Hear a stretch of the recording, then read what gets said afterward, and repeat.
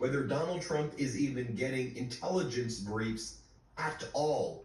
Do you even brief Donald Trump? Do you know what your role is at the CIA as the director of national intelligence? You're claiming that you don't give threat assessments and that you can't share whether or not your threat assessments are valid or not?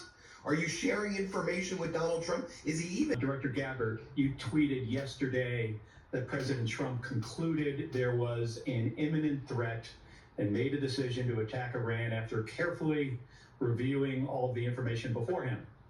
I think the country deserves to know what the information was. I'm going to ask a series of questions and just want a yes or no.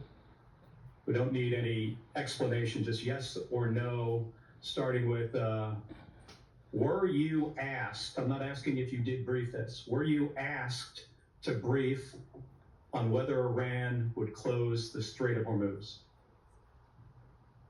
I'm not going to comment on what the president did or didn't ask me on any topic. I'm not asking if you briefed it. I'm just asking if there was a request I by understand. the White House. Director Ratcliffe, were you asked to brief on whether Iran would close the Strait of Hormuz?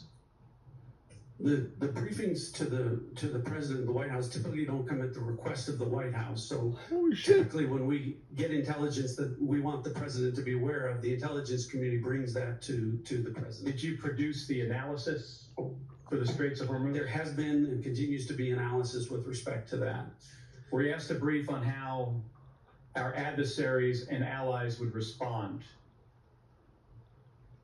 to the war in Iran? I imagine I'll get the same answer.